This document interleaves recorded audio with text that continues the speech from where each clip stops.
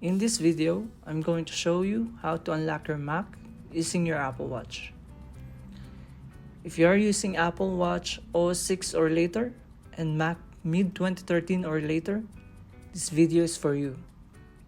If you are not sure if your Mac supports these features, in the top left corner, just click on this Apple logo. Select About this Mac. Now you will see here the version of Mac I'm currently using from the time of this recording.